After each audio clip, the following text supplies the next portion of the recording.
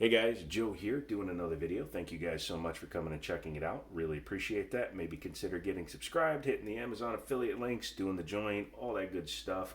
900 videos on the channel, and I think like 130 of them are actually related to firearms, so that's awesome. Or remote hole poking devices, as Woody from Woody's Gamertag says. If you're new to the channel, I really appreciate it. With 6,000 subs, we're starting to get a following, and it's growing every day. I want to continue that. You guys are very important to that because having started a business with my buddy Daniel, as well as other things in my life, it's a little more difficult to just procure items for fun. That brings up Liberty Arms. I know I'm doing this all in the beginning of the video. I'm sure you'd rather have it here than at the middle or the end. But Liberty Arms down in Harrisonburg, Virginia, check them out, Google them, call them. They're good people. Great prices. They sell ammo at reasonable prices if you're local, and we have it. And they're just overall a great gun shop to become friends with. Keeping that in mind, the website is not accurate. The website is fed using the distributor website, so if the distributor doesn't have it listed, it won't show on Liberty's website. So just call the shop, Liberty Arms in Harrisonburg, Virginia, because they'll have tons of stuff. Kind of like what we're talking about today, which is this guy. But this guy is not for you, it's for me. No soup for you. I've bought it, hee hee. This is a Taurus Model 66 chambered in 357 Magnum or 38 Special. If you were following earlier in the week, you would have seen that I bought a Rock Island Alpha 3 357 with a 2-inch barrel. I said when I picked that up that I also wanted a 6-inch barreled gun. The Alpha is going to be the car gun. It's the one that gets people away from me. This is the target gun, the range gun, possibly longer range shooting gun, and just a big lug of a gun to handle 357 Magnum. I also said in that video, and it was like 2:30 in the morning when I was filming it, something about not all 357s being chambered in 38 Special. What I meant to say, and I apologize, thanks for the comment, even though you were a little bit mean about it, but 357 Magnums will shoot 38 Specials. 38 Specials will not shoot 357 Magnum. That's why I was making the 5.56 223 reference, because an AR chambered in 223 cannot fire 5.56. A 38 Special cannot fire 357s. Okay? Jeez. God, internet doesn't let you live anything down. But as you can see, this is a 7-shot. It's a very dirty 7-shot. That's why I'm getting a good deal on it. I will be doing a deep clean on it, but I wanted to show it to you in the condition that I'm getting it. It's not filthy, it's not abused, it's just dirty from being fired and hasn't been cleaned, so we'll be taking care of that. I just have all my cleaning stuff. Wow, that looks really big barrel. I just wanted to show it so I can get the video out. Not sure that was the sentence I started with, but it's where we ended up, so we're going to go with it. Kind of a bull nose on this bad boy, which I like. It has adjustable rear sight, a higher visibility. I wouldn't say it's the highest, but it has that plastic insert, which makes it easier to pick up the front sight. And it's hard for me to see what I'm doing right now because I literally used some tape and taped my phone to a different tripod than I normally use because that one is at the shop. So yay, check out the video where I did a quick walkthrough. But being chambered in 357 means that it will fire a very powerful round. It will also shoot 38 Special, 38 plus Ps, so if you want to have a usually slightly less expensive shooting experience, you can run 38 Specials, or if you just want to carry something a little bit less powerful than a 357, if you're worried about over-penetration, etc., you can carry plus Ps. This is manufactured by Taurus. It was made in Brazil and imported. Taurus gets a bad rap for having poor quality control. They get that bad rap because, quite frankly, they had poor quality control. They've gotten a lot better under the management that came along with the G series at the end of the millennial.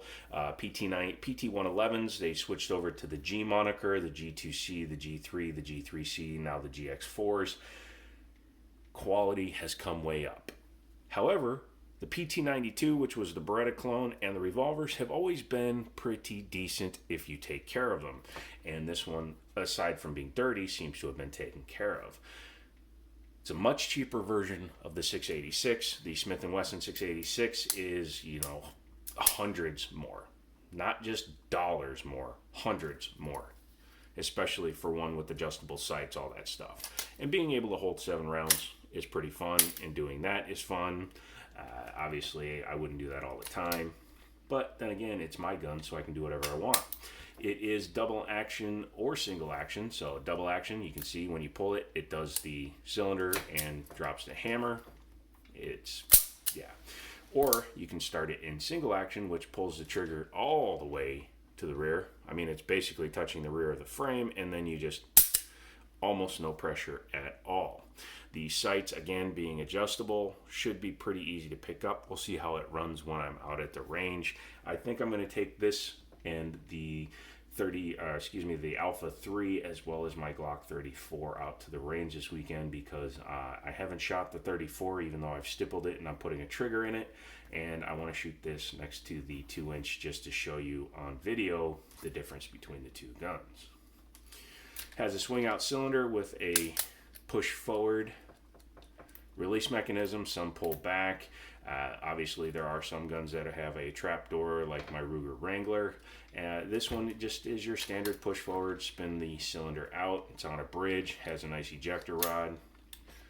So if your casings swell a little bit, if you have reloads or hot rounds, you can swell the casing so they might not pop out. You can just do that and get them out really easy. This still operates very smoothly, but I'll probably still oil it anyways. I like a lubey gun because why not, right? Very comfortable grip.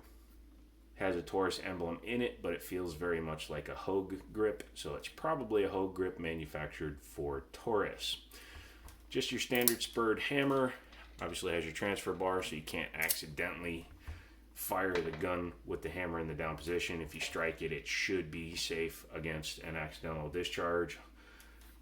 Like I said, semi bull barrel, the way, or bull nose, the way it's cut, which, sorry, there you go, you're on camera there. 6-inch barrel, so it should get very good velocity. 357 Magnum, like the hollow points I carry, have a rating of 1,400 feet per second. This will help it get closer to that number. If I had a chronograph, I could show you that out of a 2-inch barrel, you're probably going to get in the 11 to 1,200 foot per second range. With the 6-inch barrel, you may get 1,350 to 1,400, possibly. I'm not sure if they were using a 357 Magnum rifle, like a Henry or something. Markings are pretty subtle. They're just kind of etched into the side here, along with the Taurus logo. Serial numbers here and on the barrel.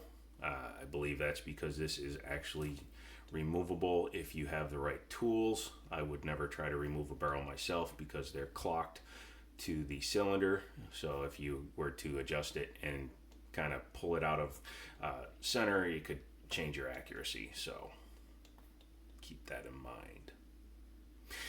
Yeah, that's about it, because I don't take these things down. Obviously, I could do a disassembly, but then I'd have to put it back together, and I still don't know them very well. Based on the wear on the cylinder, it's definitely had some rounds put through it, but again, I don't think too many. The hammer's in good, clean shape. The firing pin back there doesn't appear to have any deformations, and things like the ejector rod don't look to be too filthy. So I will be taking this out, shooting it, putting some 357 and some 38 special through it, and see how it acts.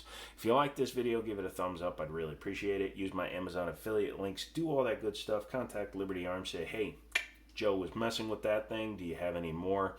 And we will see what we got in stock. Like I said, this one's mine. I'm paying full price for it. So yeah, you're just checking it out because it's mine. My precious. And, as always, I'll talk to you later.